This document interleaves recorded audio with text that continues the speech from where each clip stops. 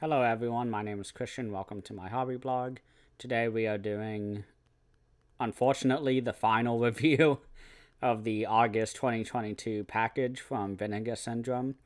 I think I've decided that I'm not going to review Unmasking the Idol, which is this month's VSA title, because I just really don't want to just do that right now. So I'm going to say this is the final review. If I end up uh, doing a review for Unmasking the Idol, I'll put it as like review 4.5 or something. I don't know. Or just not have it be part of this series. But today we are going to be talking about the box set that came out with this package, which, if you don't know, is the Forgotten Gialli Volume 5, having the films such as A White Dress for Mariale, Tropic of Cancer, and 9 Guests for a Crime. And again, awesome series of box sets. Each one has really amazing box art, as you can see here. Also, if you wonder why in the beginning of most of my reviews why I stand here holding this, it's so that the YouTube auto thumbnail creator will have that as my thumbnail if you wanted some kind of behind the scenes reasoning to why I do that. But right now I'm just opening up the box set and going to go through each title and kind of give my review on each one, and then what I like or what I think about the overall package itself of the box set. So the first movie on this list is A White Dress for Mariale, which right now, after having just watched 9 Guests for a Crime, and of course Tropic of Cancer last night, this one is definitely my favorite. It starts right off the bat with an amazing intro where we have two lovers having sex with each other, which I think all three films have that in common, which I didn't think about. But two lovers are having sex and they get shot to death by somebody who looks eerily close to Christopher Lee. And a young child, Mariale, this is a flashback, she is watching this murder take place. And then it goes into the credits, into the intro credits, not the end of the movie. And this is probably my favorite music of this box set, is this movie for sure. It's very similar to Goblin. It has a lot of great instrument playing going on.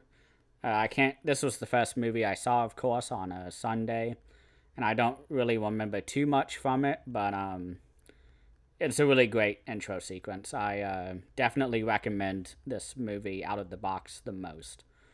A lot of the characters are very familiar within the genre. You have the character Paolo, who is played by a very famous Italian actor named Luigi Pastelli, who has been in For a Few Dollars More.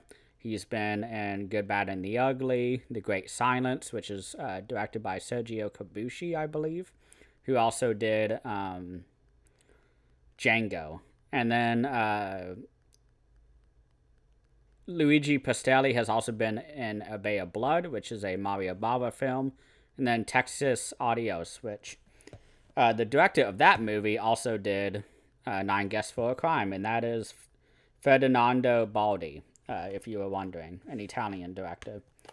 And then you also have the woman who plays Mariale, adult Mariale, and she's credited in the film as Evelyn Stewart, who is not a real person. Her real name is Ida Gialli, which I thought was great.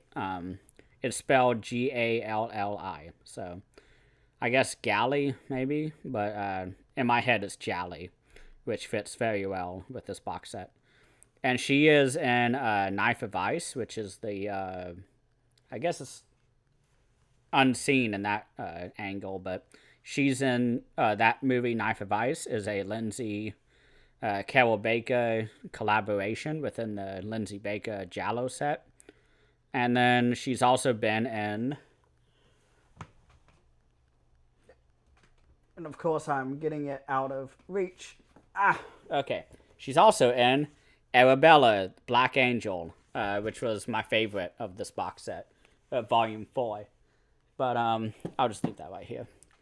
A lot of really great actors in this movie.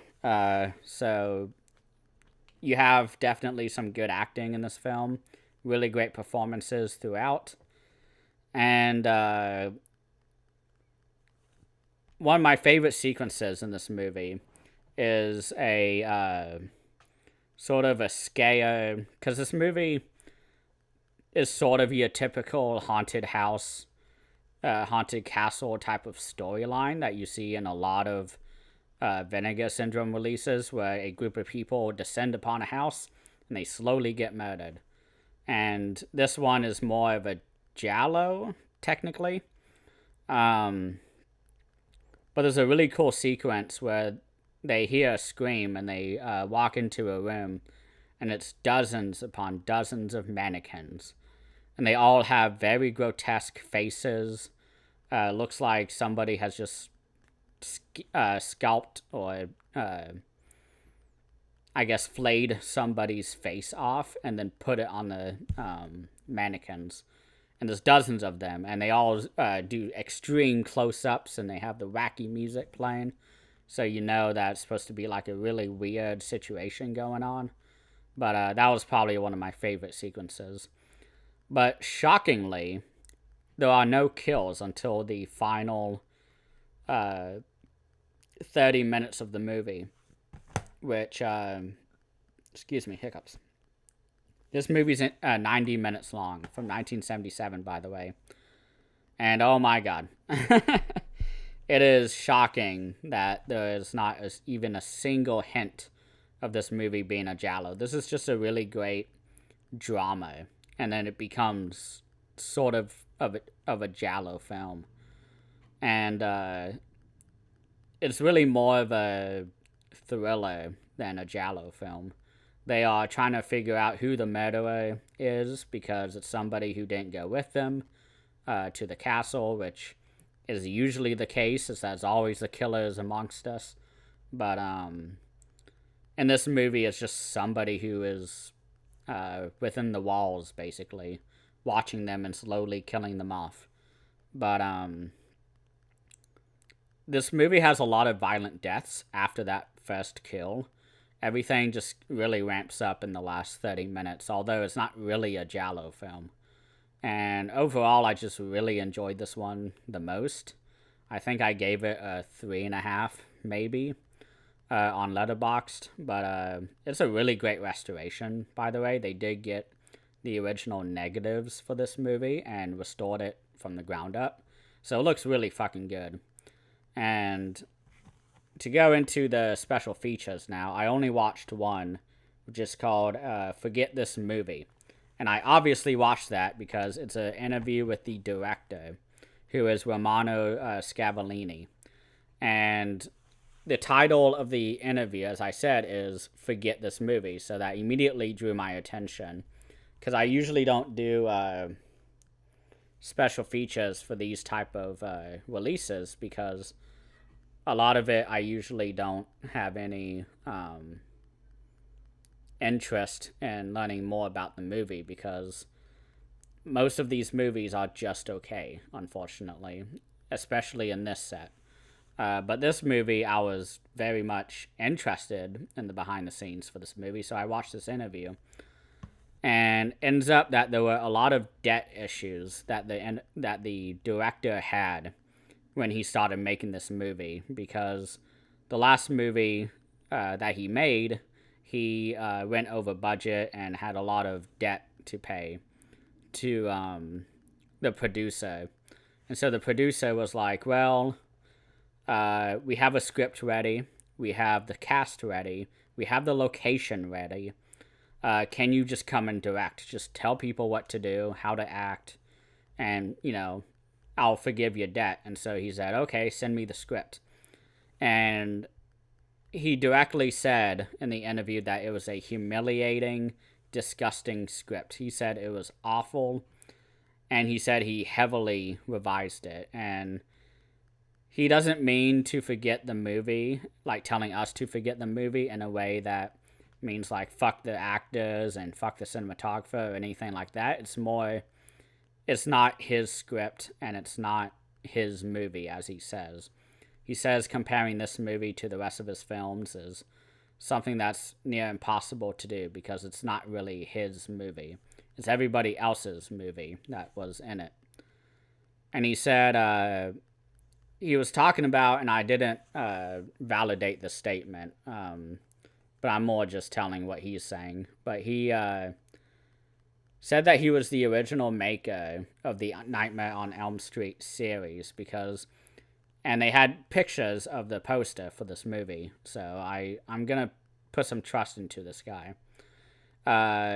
He made a movie before this called Nightmare. Well, I guess after this, because in the 80s. A movie called Nightmare, which he ended up selling the rights to Wes Craven to continue on and make it like a franchise because he did not want to do horror movies again. He ended up becoming a documentarian and doing a lot of different documentaries, but the noteworthy one, which I want to mention, is The Final Hours of Che Guevara. Apparently this guy, while he was making it, the Secret Service of Bolivia approached him and gave him pictures of the body that of Che, that I'm not sure exactly how he died. I assumed he got executed, but they said a lot of the military had taken pictures of the body and then just kind of walked away with them because they just wanted a souvenir for the takedown. And apparently the Secret Service had access to all these photos. I guess they confiscated them. And they showed it to him and let him kind of use them in the documentary, is what he was saying. So I thought that was pretty interesting. It is a shame that this isn't really his movie because I wanted to know more sort of about the behind the scenes and such. But in reality, all we got was, this isn't my movie. I'm just a hired guy for this. I pointed my finger, told people what to do, and did as best as I could to, I guess, do what I want with it. So that is White Dress for Mariale. Really enjoyed this one, although it's not really a Giallo film. So that's a little disappointing, but I mean, it's worth the watch. But next is the film from 1972. This is Tropic of Cancer, which I think has the most interesting cinematography of the three movies. It's right there with White Dress, but man, this was a really rough watch for me. I did not really have any investment in the movie. I did not really care about the characters, the story, really anything. This was filmed in Haiti, though, and there's a really great sort of landscape there when they were filming this movie, where they really take advantage of the landscape and the settings. And so that was really nice.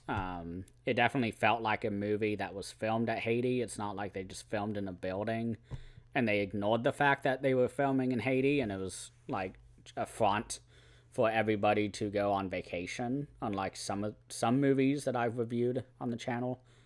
But there's a lot of animal cruelty in this film, which I did not really like. Right off the bat, we get a cockfight of two cocks fighting each other and bloodying each other and all that, and that's not fun at all to watch. And I think our main character is involved with it, if I remember right. But what's nice about this movie is that this is the most Giallo of the three films. We have a black-gloved killer right off the bat killing somebody. We have many kills in this movie. Unfortunately, most, if not all of them, are off-screen, which really sucks. That's definitely a mood killer for me when it comes to horror movies or slashers, especially. Are off screen kills. It's definitely not a aspect of these movies that I like. It's something that I wish people would not do, but it saves money. They don't have to do gore effects. They don't have to dress somebody up in injury makeup. So I guess I get it, but it's not really a substantial movie to watch. But it's the most Giallo-like, so it fits into the set a lot better. And there's also a weird animal cruelty scene where we see a bull getting slaughtered as part of a religious ritual, which is fine, whatever. But my issue with it is that after they kill it and they slit its throat and they're draining the blood, which you see in full detail, a bunch of naked women just get on top of the bull and are writhing all over it. And I do not like that at all. That was the one aspect that I just really kind of ruined the mood of watching the movie, because I don't want to see that. I have no interest in that kind of animal cruelty. Really, any animal cruelty, of course, but one of which humans are enjoying the act, I don't like. So that was one thing I really did not like. But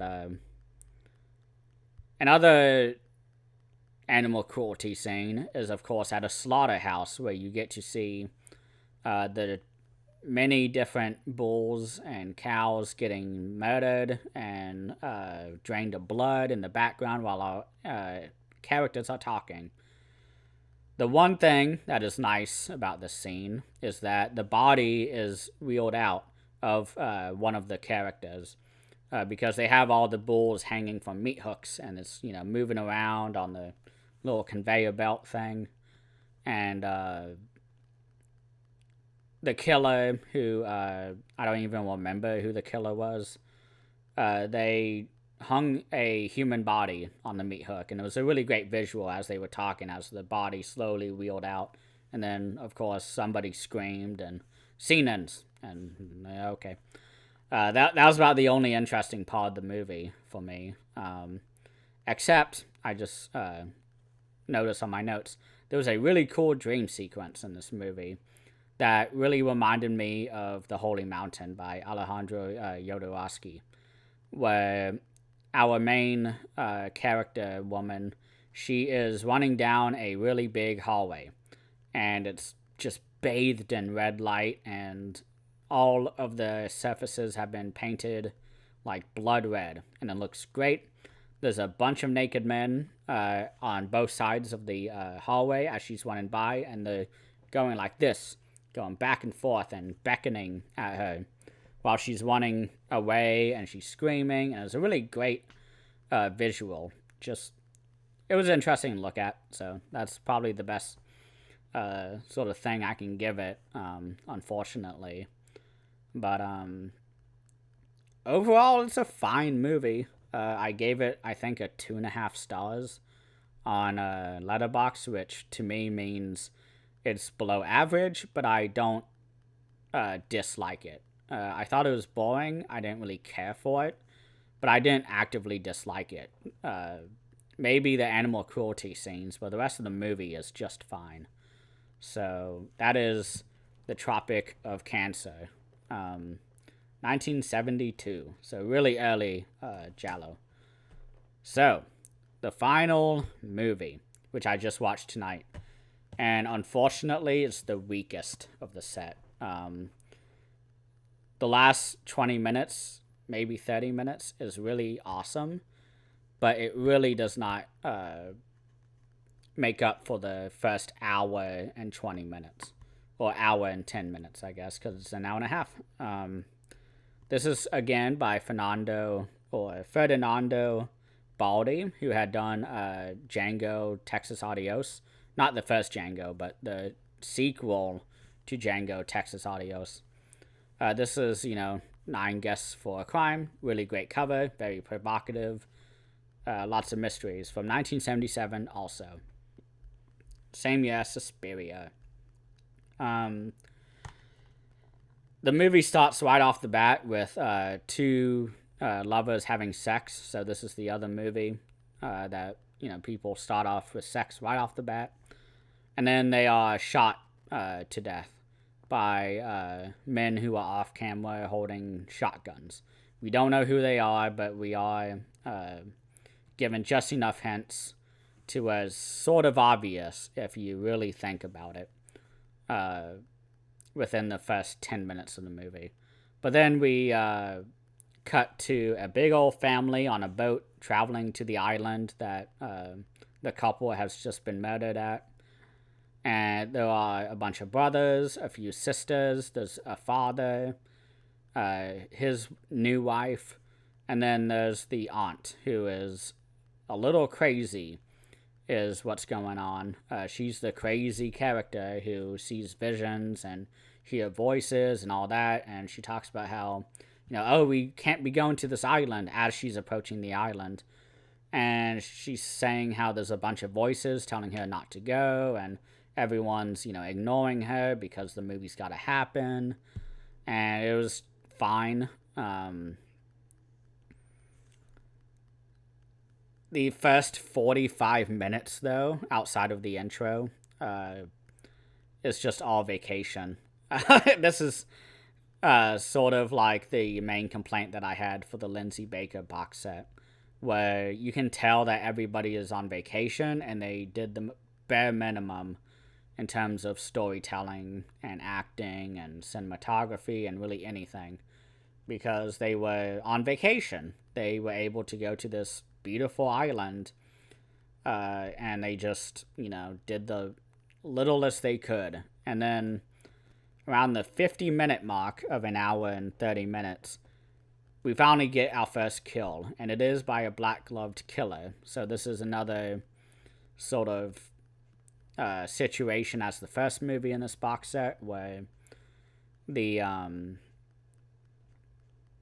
first hour, half hour is sort of a drama, and then it becomes a murder mystery. And this movie at least had kills on screen, but it's not really any good kills. Although, eventually, the aunt character is being stalked by all the men of the family as they think that she's the killer, because that's one of the big tropes of the Giallo genre, is that the killer is amongst, the group, and they gotta all work together to find out who the killer is. And, it's personally my favorite type of trope. But they're following her down in the rocks and the cliffs and all of that, and she's talking about, oh, there's the body of, someone's, one of y'all's sisters. And they're like, what are you talking about? We don't see the body.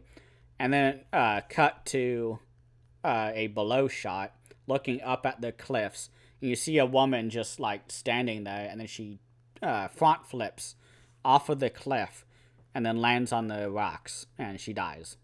And I was like, oh, that's fun. I was mildly entertained by that. And then there's another pretty awesome kill with one of the husbands who is looking for the killer on the beach. And they're in sand, and he falls over into a net. And then someone walks up and quickly wraps him up into the net even further. And then they pour gasoline all over him and then light him on fire. Except instead of it just starting and becomes a fire, it explodes and he immediately dies. That was obviously my favorite kill. But there's another awesome kill at the end, which is the final kill, which I won't say who it is. Which happens after a very convoluted reveal of who the killer is. Which I did not mind, because that's a very it's very par for the genre, in my opinion, for there to be a very convoluted explanation to why the killer is killing. But in the final few seconds of the movie, somebody is trying to leave the island without anybody else, because there's one other survivor who is not the killer. But earlier in the movie, the aunt character tries to get away, and she accidentally unscrews the gas line, and the gas goes everywhere on the deck of the ship. And then she goes, "Oh, I'm done," and she hops off the boat. And then, however long after, in the final moments of the film, she or somebody else, it's not her, because she's not around by this point. Somebody else gets on the boat and meticulously gets the engine back working again, and he turns the boat on, and it explodes, and then the credits show up, and then it explodes again during the credits, but in slow motion. So it was pretty fun, pretty fun ending. I really enjoyed the last 20 minutes of the movie, but again, the first hour and 10 minutes or so, 91 minutes, yep, so the first hour and 10 minutes was such a bore for me. The beginning was slightly interesting. I was a little invested in the movie by the beginning, but I just really did not care after that. And again, it just becomes a beach movie. And I don't mean to be negative, or at least very, just low energy about this box set, but it's not my favorite box set, really, at all. It's not my least favorite. I think my least favorite right now is Volume 3, I think, is my least favorite. But, oh, man. This one is probably my second to last in terms of the ranking. I just did not care for two of these movies, and then the one I did like wasn't really a Giallo film. And so it was pretty disappointing set, in my opinion. I am not happy to say that, because I was really hoping that this box set would be good, especially after Volume 4. Volume 4 was just... all the movies were awesome. All of them are rewatchable. Very great storylines in them. Great kills. A lot of nudity, which is always a plus. But, oh my gosh, this set is not it, in my opinion. And I'm probably the only one who thinks that, because I love Vinegar Syndrome so much. But I'm not going to pretend like I enjoyed this set. I'm hesitating to say I like it, because I do really like the first movie, White Dress for Mariale, but the other ones I just did not care for. Which, here's the little cover for the White Dress for Mariale. But, yeah, that's kind of my review. I'm sorry. Would I have bought this without the subscription? Yes. I mean, I love the Giallo genre. It's one of my favorite genres of movies, outside of, blanket horror movies, folk horror maybe, modern kind of A24 art house horror movies. Giallo has to be one of my favorites, and I am quite disappointed in this set. So, but I would have bought it anyways, and just been even more disappointed, because I had to pay, the more money than I would have with the subscription. But yeah, I'm trying to think anything else to say. I'll give my closing thoughts and ranking later. So yeah, thank you all so much for watching, and please have a great rest of the week.